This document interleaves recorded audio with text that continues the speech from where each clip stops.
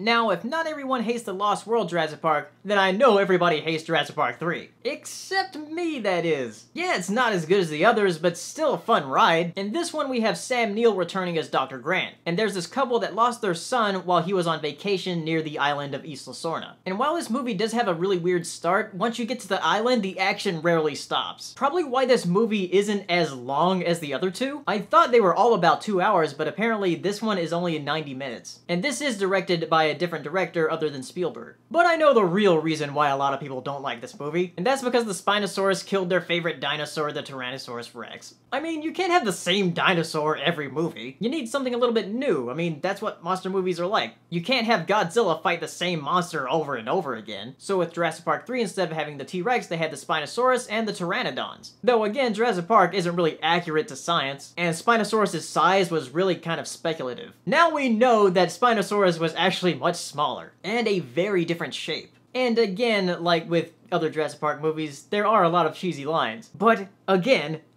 these are meant to be monster movies, so I don't really mind it that much. Again, the bias coming in with my interest in dinosaurs and the Jurassic Park franchise. Speaking of franchises, I actually had the Lego sets for Jurassic Park 3. And I have the Spinosaurus right here.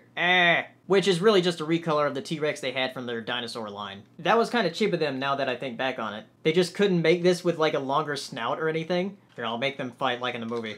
Okay, enough of that. I have been looking at the Jurassic World Lego sets, and they look really good, so I think I might actually get one of those. Then again, I also said I was going to get some of the Lego movie sets, and I never did. Legos are just so expensive. I don't know how my parents actually bought them all, though I bought most of the Bionicle Legos myself. Anyway, Jurassic Park 3 isn't really that bad as people say it is. I think it's mainly just because of the T-Rex Spinosaurus thing. And for other people, it's just people who don't really understand monster movies. And this movie came out when Walking with Dinosaurs came out, which also had some very impressive effects in its own right. Jurassic Park 3 had a lot more animatronics than Walking with Dinosaurs, and that Spinosaurus animatronic was actually really cool. I actually have a picture of myself next to it when I went to Universal Hollywood. And the Jurassic Park ride there is really fun. So what are your thoughts on Jurassic Park 3? Do you think it's as bad as everybody says it is? Or are you like me and think it's not really that bad? Tell me in the comments, and I'll see you next time talking about Jurassic World. After I get back from the convention this weekend, that is. So, bye. I'd like to give thanks to my patrons this month. Thank you so much for supporting me. It really helps out a lot. And if you'd like to support me, click the annotation for the Patreon link. And if you want more movie reviews, click the playlist.